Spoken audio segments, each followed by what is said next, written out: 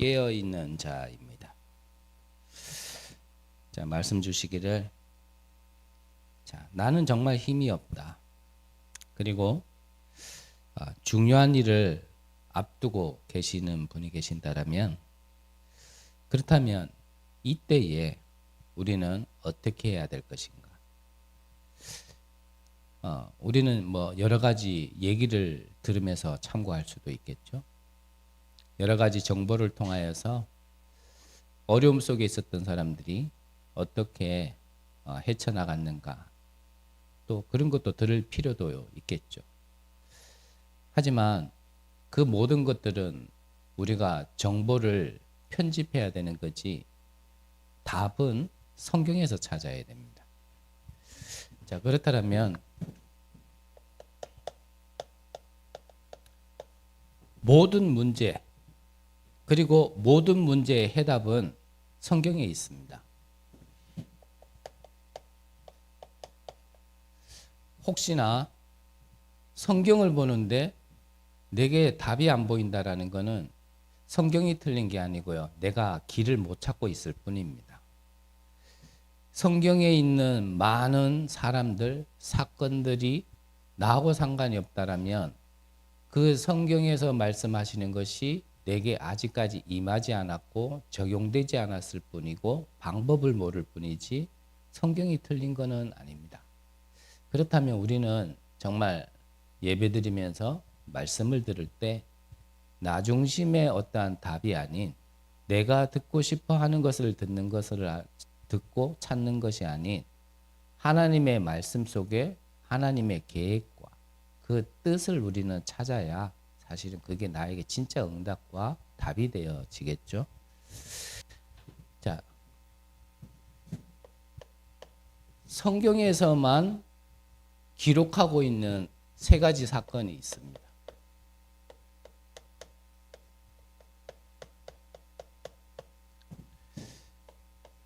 그게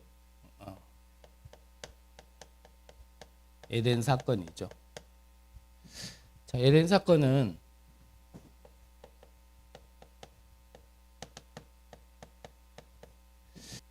하나님을 떠난 나,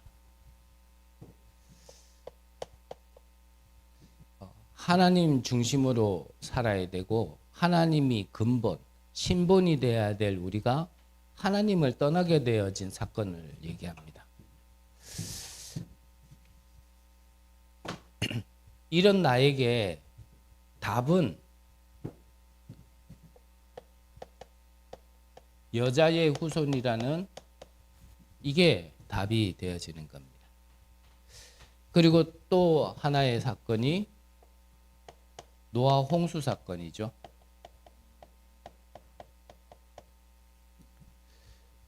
노아 홍수의 사건은 창세기 3장은 나지만 하나님의 사람이 사단을 접한 겁니다. 그걸 보고 접신 그러죠. 네피림. 그래서 이 문제의 답은 누구든지입니다. 자격이 필요 없이 방주 안에 들어오면 산다라는 게 하나님이 주신 답입니다.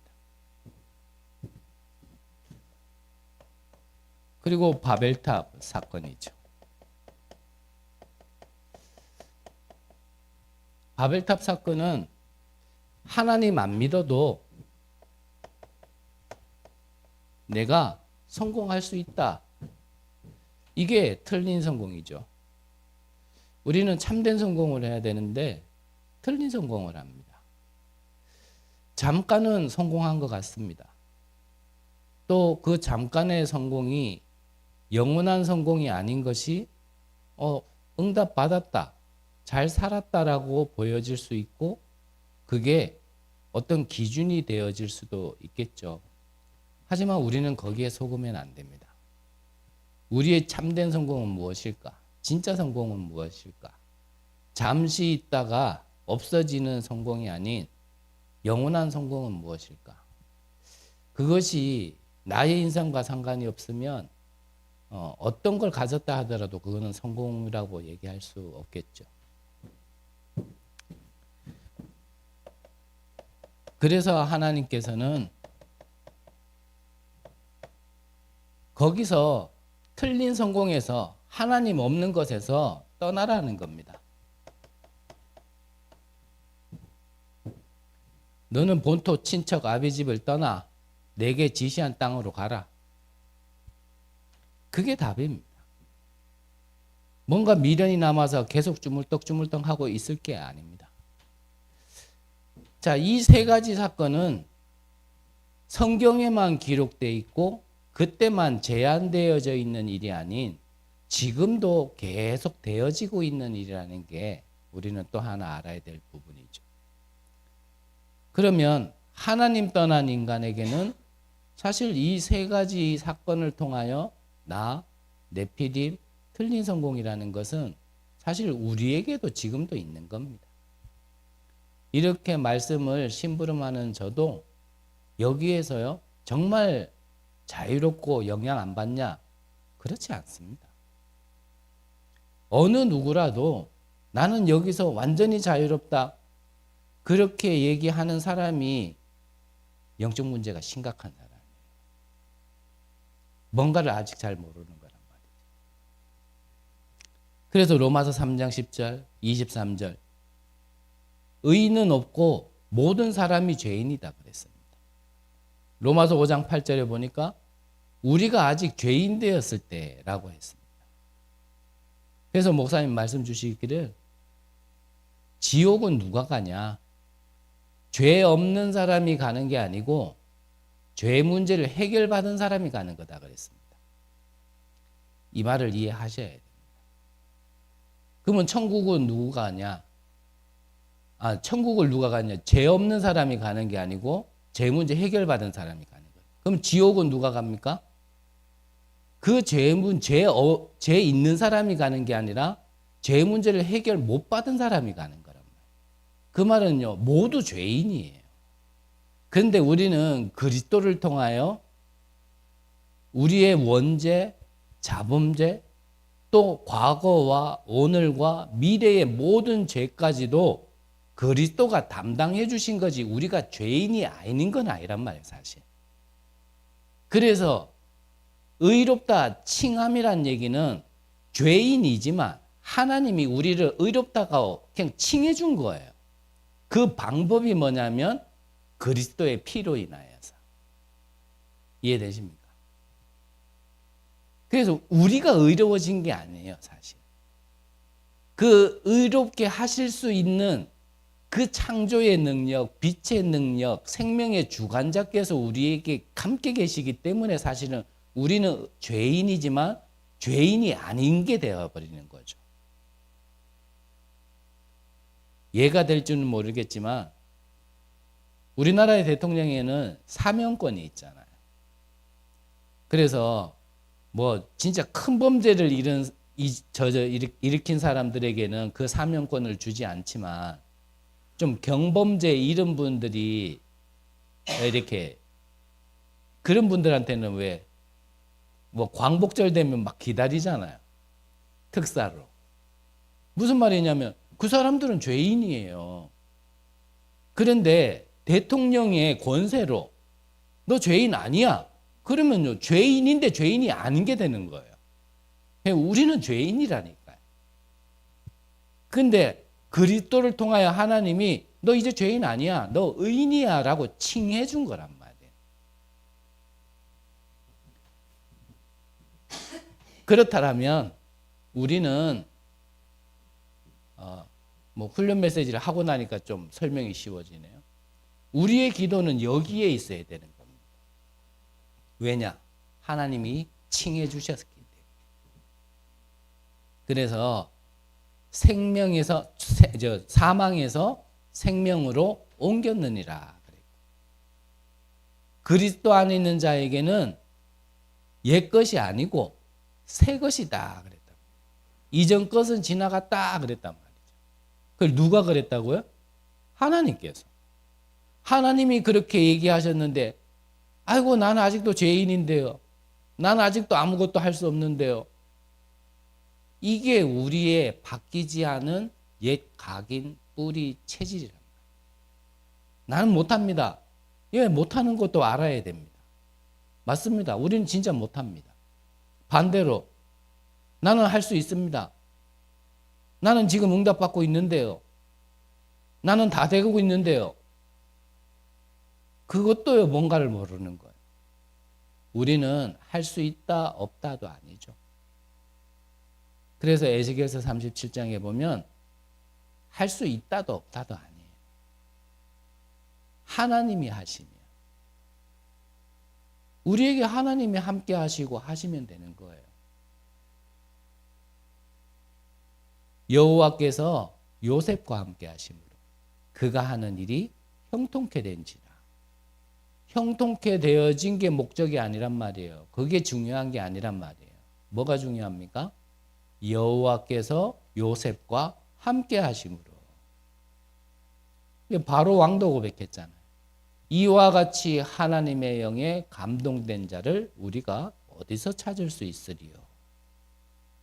엘리사는 이 비밀을 깨닫고 나서는 다른 제자들은 길갈, 여리고, 베델에 머물렀는데 엘리야를 끝까지 쫓아가서 선생님에게 있었던 갑절의 영감을 내게 주옵소서.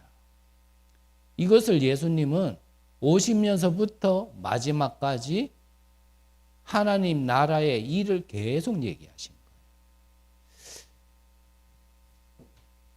그거 아니면 이거 못 이깁니다. 계속 묶여 있는 거예요. 그거 놓치는 순간 어쩔 수 없어요. 이게 그냥 이쪽 아니면은 이쪽이.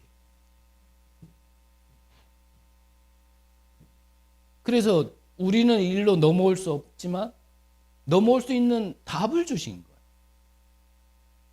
거예요. 어떻게 하면 된다고요? 믿으면 되는 거예요. 자, 두 번째로요. 그렇다면 하나님께서 우리를 이렇게 어둠 가운데서 우리를 옮겨주신 이유가 뭡니까? 또 옮겨진 자들을 또 우리는 뭐라 합니까? 신앙인이라 그러죠. 신앙인. 그러면 이 신앙인들이 꼭 잊지 말아야 될 건 뭐냐면 이제는 옮겨주신 이유가 이거 이제 영적 전쟁 하라는 겁니다. 그래서 저와 여러분들을 영적 전쟁할 수 있는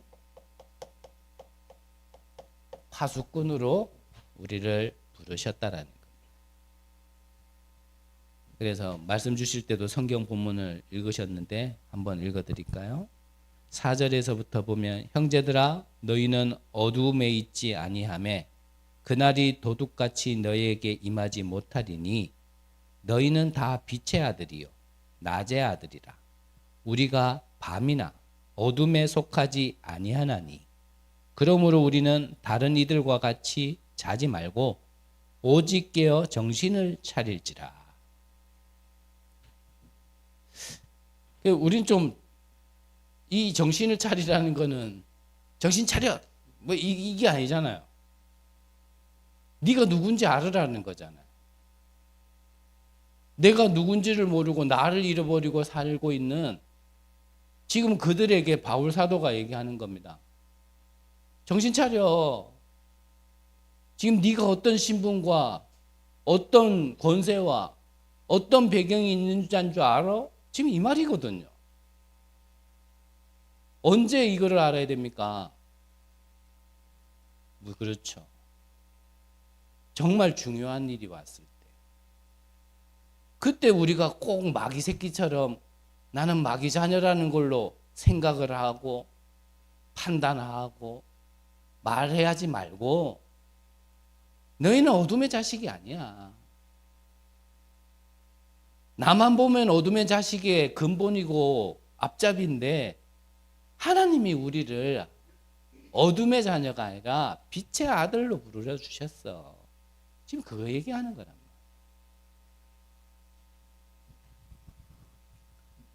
말이야. 그래서 우리는 에베소서 6장 12절에 보면 우리의 싸움은 혈과 육의 대항이 아니요. 뭐라고요?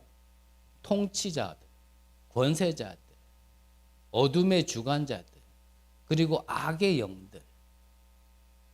이 대상을 두고 영적 전쟁을 하는 파수꾼이란 말이죠. 이걸 보고 뭐라고 얘기합니까? 이걸 보고 전도라고. 이걸 보고 선교라고 해요. 전도라는 거는 뭐 국내에서만 복음을 전하는 게 전도가 아니죠. 선교라는 거 꼭 해외에 나가서야지, 나가서 전도 이렇게 복음을 전하는 것만이 선교는 아니에요. 전도라는 거는 같은 문화권, 선교라는 건 다른 문화권. 그러면 빨리 눈치채셔야 돼요. 이 경주에 21명당 21명 중에 한 명이요 외국인이래요. 그러면 우리는 비행기 타고 나가지 않아도요 지금은 선교할 수 있는 얼마든지 좋은 장애 지역에 있다니까. 그리고 필요에 따라서는 하나님이 원하시면 밖에도 나가야 될 때도 있겠죠. 그래서 이 일에 내가 직접 몸을 못 담근다 하더라도 보내는 선교사, 나가는 선교사, 이게요 누가 어떻게 한다가 아니라 우리 모두의 응답이라는 것을 빨리 눈을 여셔야 돼요.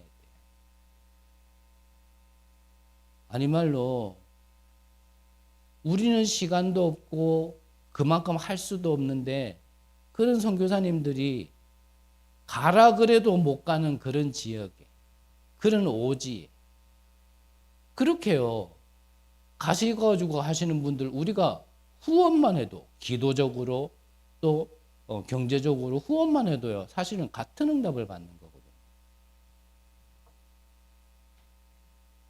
그래서 아시겠지만 이번에 정치판에 외국인처럼 생기신 분이 앉아있죠.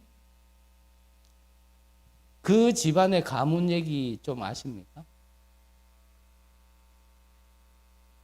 제가 아는 게 틀리지 않았다면 그분이 그 가문에 우리 한국 땅에 발을 디디린 그때부터 해서 그 가문의 4대 손이에요. 그런데 그 제일 윗대선이 어떤 분이냐면 4대 손, 3대 손인데 그 할아버지죠. 그 할아버지가 우리나라의 선교사였어요. 그래서 우리나라에 들어와서 다른 선교사들이 했듯이 학교 세우고 병원 세우고 그러면서 이 복음의 말씀 전달했죠. 그러면서 뭐 했냐면은 그 선교사님의 아들은 한국 전쟁에도 참전하고 그 아들이 바로 그분이에요. 근데 저분의 아들마저도 한국으로 귀화해가지고요. 지금 4대가 지금 우리나라예요. 우리는 뭐 독립투사도 한번 해본 적 없고 전쟁에도 한번 참석한 적 없고 바로 옆에도 복음 한번 전해본지 않았는데 생판 외국인이요 우리나라에 와서 복음 전하고 지금 한국 전쟁이 그리고 진짜 이 민주라는 어떤 이런 투쟁을 위하여서 자기의 모든 생을 다 바친 겁니다. 그러니까 솔직히 외국처럼 생긴 사람이 정치판에 뛰어들 수 있는 거거든요. 이런 것들이요 알게 모르게 우리나라를 살린 겁니다. 아시는 바와 같이 옛날에 3.1 운동할 때요 10명 중에 8명은요 기독교인들이었습니다. 그때는 이 기독교인들이 국가에서 욕먹는 사람들이 아니었어요. 근데 지금은 어떻습니까? 교회 다닌다라면 아무런 이유 없이 일단 욕먹고 시작해야 돼요. 몇 달 전에 한번 그랬었잖아요. 주일날 아침에 뭐 나 혼자 여기서 이제 뭐 좀 씻고 이래 준비하고 그러는데 누가 밖에서 문을 막 두들겨요. 누군가 했더니 1층에서 올라와서 시끄러 죽겠다고요. 그러면서 자기가 머리 막 디밀어가지고 사람이 얼마나 있냐 막 쳐다보는 거야. 그래가지고 나 혼자밖에 없는데 내가 무슨 새살배기도 아니고 여기서 뛰어다녔겠냐. 뭐 이렇게 저렇게 얘기했더니 뭐 시끄러 죽겠니 많이 나중에는 뭐 괜히 뭐 개독교니 뭐 아니고 왜 하필이면 여기에 교회가 들어왔니?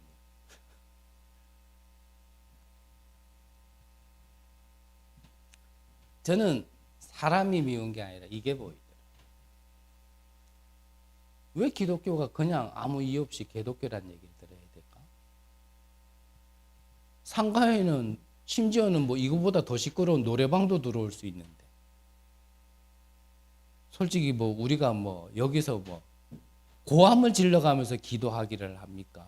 우리가 뭐 옛날처럼 주야 그러면서 주여 삼창을 해보기를 합니까?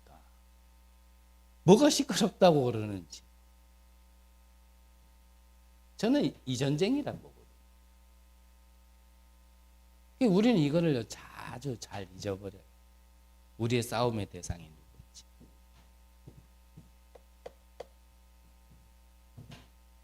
그러면 정말 이 성경관적인 종말론을 보지 못하는 사람들은 다른 걸 자꾸 종말로 보지만 우리의 종말은 무엇을 기다리는 거냐면 이 모든 것을 끝내실 이 그리스도를 기다리는 겁니다.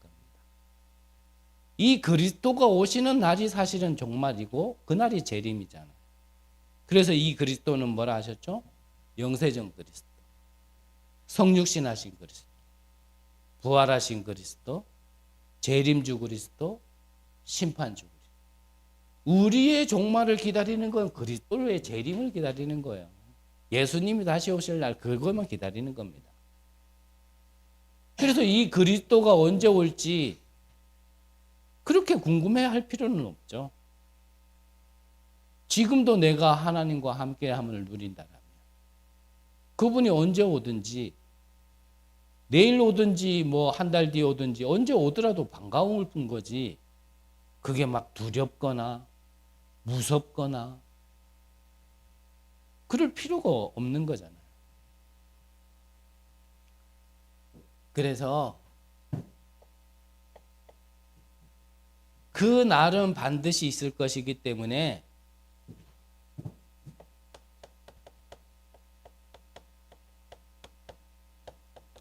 깨어 있으라는 겁니다. 깨어 있어야 돼요. 그리고 우리가 종말을 얘기할 때 세 가지를 꼭 알아야 되죠. 이 개인의 종말 있습니다. 그리고 시대 종말 있습니다. 지구 종말 있습니다. 역사를 보면 그렇게 강대국이었던 나라도요, 영원하지 않았습니다. 과학자들이 얘기하는 겁니다. 우리 인생이 수명이 다하는 날은 당연한 거고요.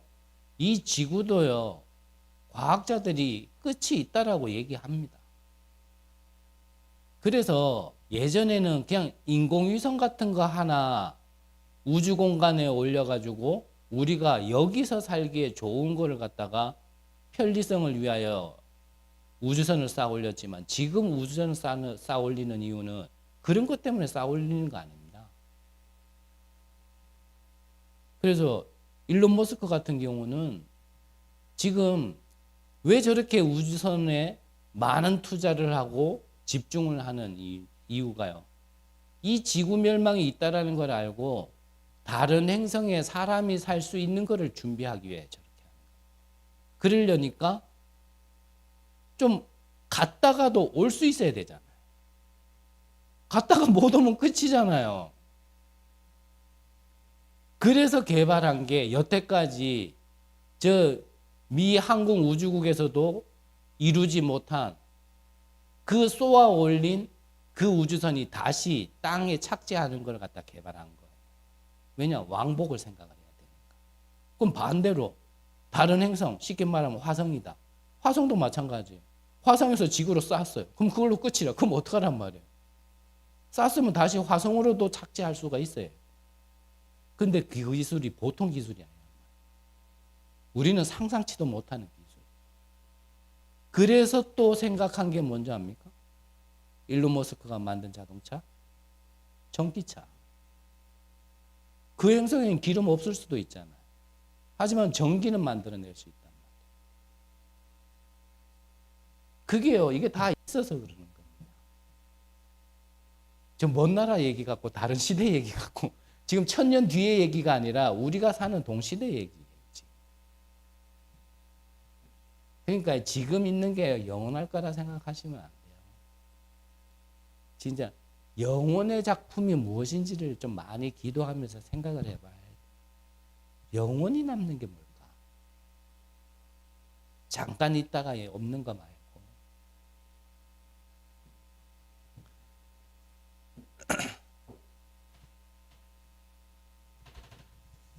그래서 이게 너무나 중요하기 때문에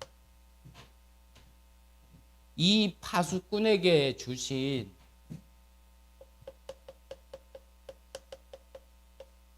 배경이고 축복을 예수님께서는 감람산에서 말씀하신 겁니다. 결국 이 파수꾼의 사명을 감당하려면 내게 힘이 없으면 안 되잖아요. 내가 힘이 없는 데는 전도 선교도 못 합니다.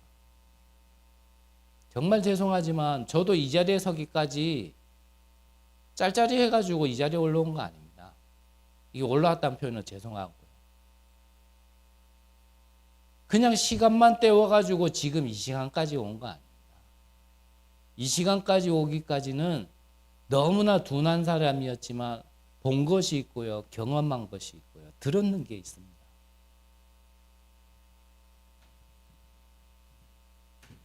이 감람산에서 예수님께서 말씀하신 게 뭡니까? 이 운명을 바꿀 수 있는 7 망대.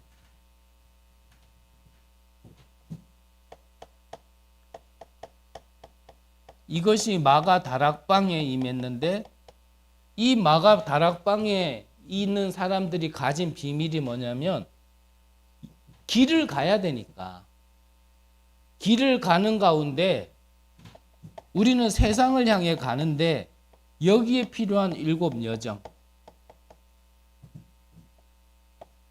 자, 이걸 가지고요. 우리는 이제 사도행전으로 얘기하면 3장부터 거의 28장까지 현장으로 가는 거거든요.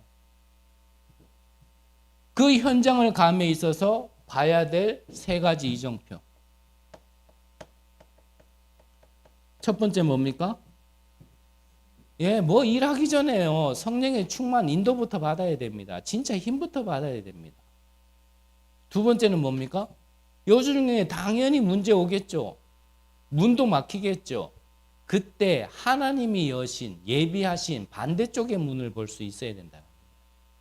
세 번째는 뭐죠? 어떠한 일이 있어도 우리가 봐야 될 거는 로마 복음화, 세계 복음화를 봐야 된다. 그래야 답이 나와요. 그거 놓치면은 이정표, 길을 잃었는데 어떻게 답을 찾겠습니까? 자, 그러면 본론적으로 주신 말씀이, 자, 그렇다면 우리는 이 파수꾼의 바통 그랬습니다.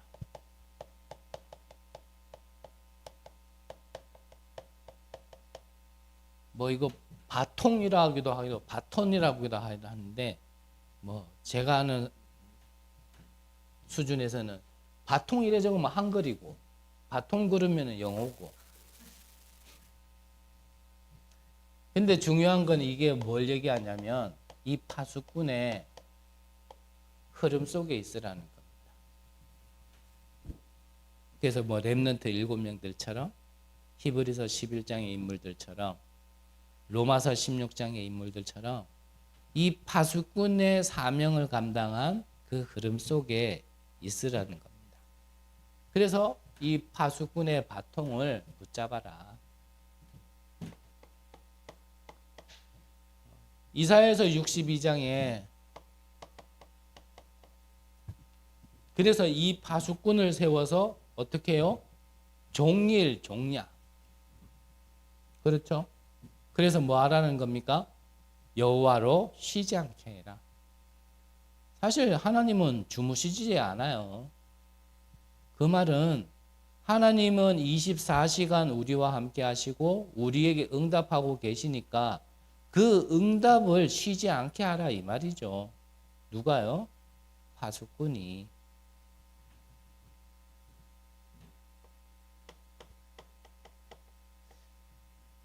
에스겔서 3장에도요. 이 파수꾼을 세워서 저 멸망받기 직전에 있는 그들을 살려라.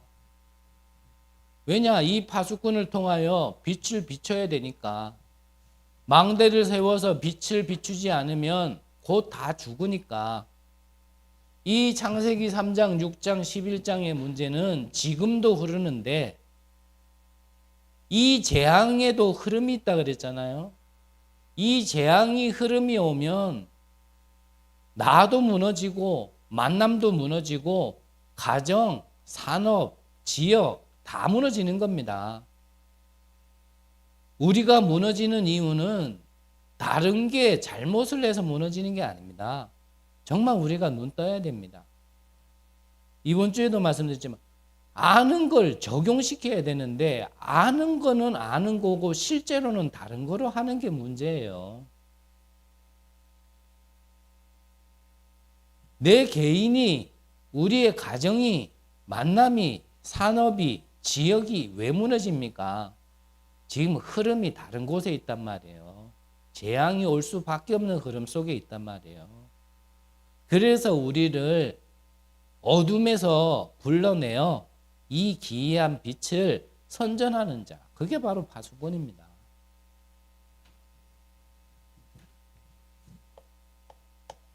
두 번째로는 자, 앞서도 말씀드렸지만 이 파수꾼은 자기의 힘으로 하면 안 됩니다. 할 수도 없고 할 수 있다 생각하는 자는요 크게 착각하고 있는 겁니다. 근데 무조건 안 됩니까? 아니죠. 되는 길이 있잖아요. 나는 못해요. 맞죠?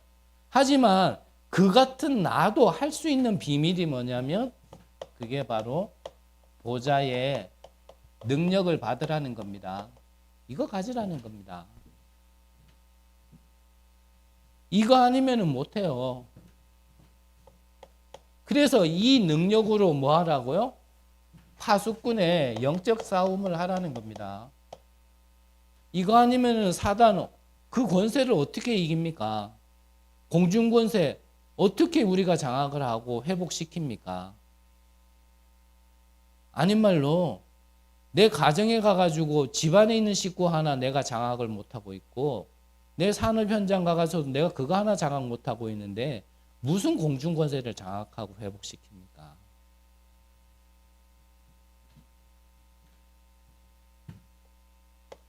그래서 어떻게 하라고요?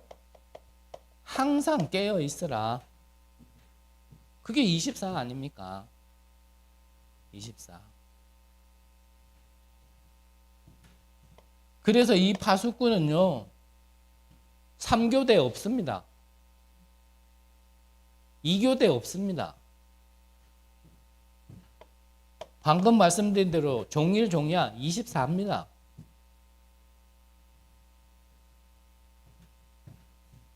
그러면 이 능력 가지고 우리는 무엇을 감당하는 거냐면 파수꾼의 사명을 감당하는 겁니다. 그래서 힘부터 얻으라는 겁니다. 가짜 힘 말고요. 뭔가 응답 받았을 때 그때 순간 나와지는 잠깐 있는 그런 힘 말고요. 조금 전에 말씀드렸지만 저도 이 자리에 오기까지 많은 걸 받고 많은 걸 겪고 많은 걸 들었습니다. 정말 안타까운 일도 너무 많고요. 일일이 공개된 자리에서는 말하기도 참 부끄럽고 안타까운 것도 많이 봤고요. 정말 이름만 대고 얼굴만 얘기해도 여러분들이 지금 맞네. 이 사람은 왜 안 보이지라는 사람들도 있습니다. 어딜 가더라도 스타처럼 그렇게 하는 사람들, 여러분들이 호명만 하면 바로 알아요. 맞네. 이 사람 지금 어디 있지? 이렇게 되는 사람들 있어요.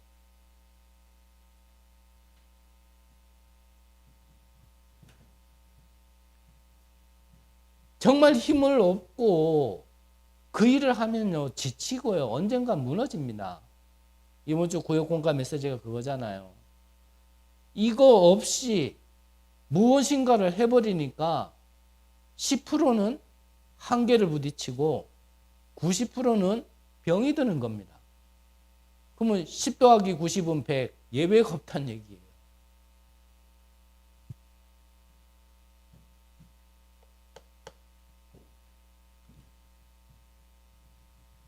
그래서 이 사명이라는 거를 정말 왜 이 파수꾼의 사명을 가져야 되는지를 모르면 자칫 잘못하면요, 이 사명이요, 좀 이용이라고요, 상처받을 수 있습니다. 이용당한다 생각해요. 목사가 나를 이용한다. 교회가 나를 이용한다. 그렇게 자꾸 파고들어가면요, 하나님도 우리를 이용하는 겁니다. 전도 선교하려고, 세계복음하려고. 그렇게 생각하면요, 제가 볼 때는 지금 밖에 다녀야 될 뿐이 아니라 지금요, 집중해야 돼요.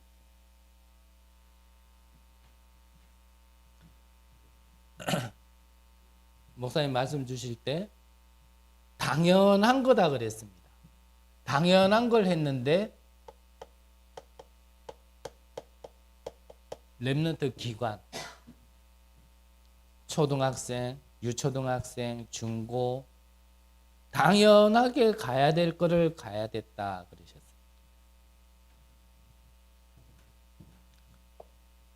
그리고 영도에 들어가서 당연히 영도에 들어갔기 때문에 영도 지역이라는 거를 어떻게 해야 될 것인가? 질문 만들어가지고 신문지에 넣을 만큼 뭔가 당연한 걸 하신 거예요.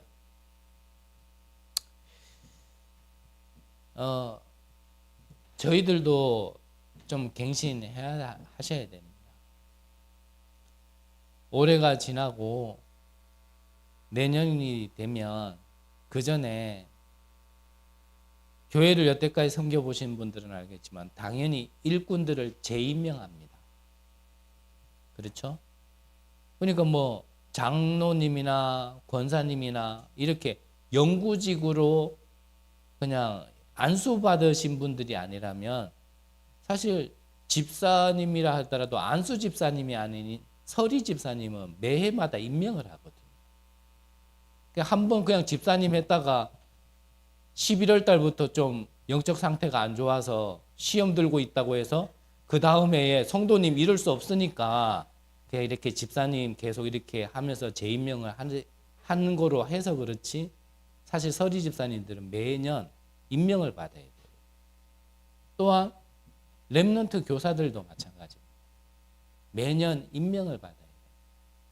제가 왜 이렇게 말씀드리는지 아시겠죠? 사도행전 6장에 보면 일꾼들을 세울 때 다른 기준이 아니었습니다. 성령 충만하고 칭찬받는 자를 세웠습니다. 뭐 한 자리 차지하려고 또 성령 충만한 척 하지 마시고 칭찬받으려고 노력하란 말이 아니고요. 성경의 기준은 그렇다라는 거예요.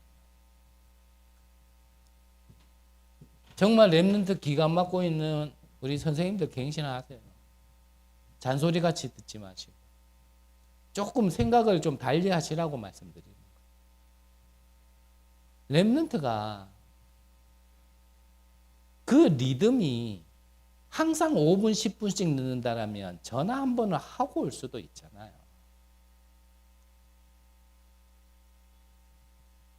잔소리입니까? 그래 들으면 죄송하고요. 그냥 내 교회 하나, 내 몸 하나 교회 와가지고 랩런트 오면은 받아주고 안 그러면 관심도, 그거는 조금 갱신해야 돼. 그건 열심이라고 얘기할 수 없는 부분 아닐까 생각이 들어요.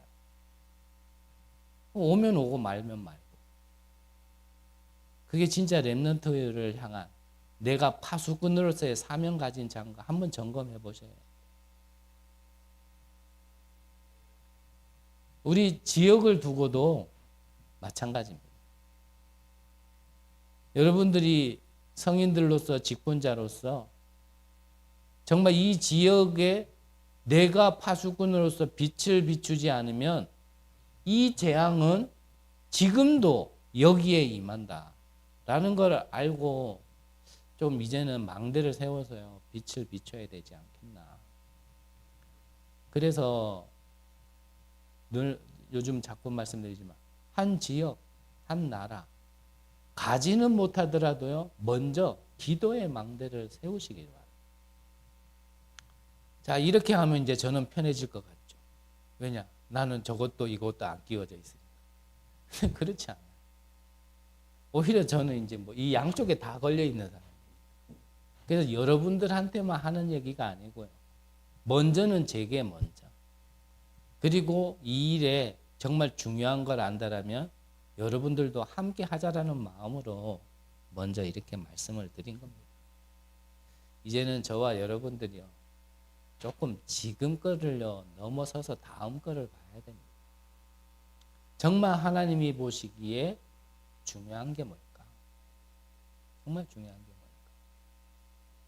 금요일 날 주신 말씀 가지고 또 나누겠지만 하나님이 항상 축복하는 곳이 있고 사람이 있습니다. 어디에 축복하실까?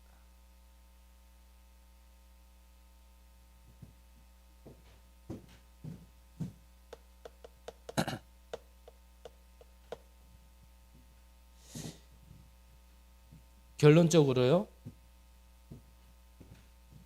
자, 파수꾼은 빛을 비추는 것도 있지만 이 시대를 보는 것도 있다 하셨습니다. 그리고 파수꾼은 이 보좌의 능력을 아는 자로 끝나면 안 되겠죠? 네. 이 보좌의 능력을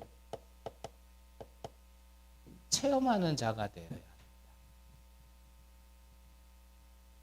그래서 이거를 하기 위하여 목사님 같은 경우는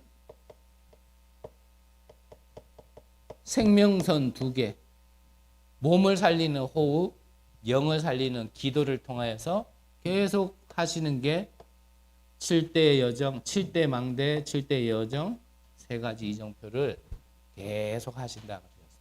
저도 솔직히 말해서 호흡 기도로 얘기한다면 저도 증인은 아니라서 뭐 부끄럼 없이 말하기에는 좀 그렇습니다. 저도 뭐 이래 하다가 하루 종일 있다 보면 좀 생각날 때 호흡 기도하지 이게 리듬이 돼서 막 이렇게 하지는 못하는 사람입니다.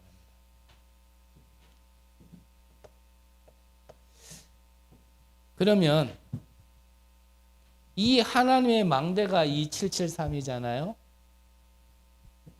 그래서 우리는 다른 걸 전달하는 게 아니고 이게 성경에서 하나님이 주신 모든 축복의 지금까지의 요약이라면 우리는 이것을 전달하는 파수꾼이 되어져야 돼요. 그래서 우리는 다른 증인이 아니라 우리는요 복음의 증인이어야 되고 우린 다른 증인이 아니라 하나님이 주신 축복의 증인이 돼요. 내가 이루어 놓은 어떤 캐리어를 전달하는 파수꾼이 아니고요. 내 경험을 갖다가 전달하는 파수꾼이 아니라 하나님의 것을 전달하는 안테나야 된다.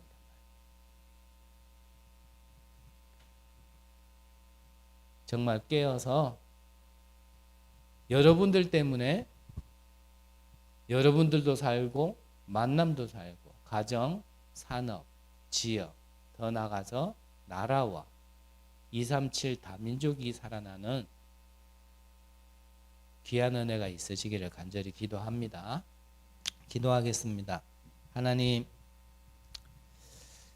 정말 깨어있는 파수꾼이 되어질 수 있도록 하나님이 우리의 생각과 마음을 붙들어 주옵소서.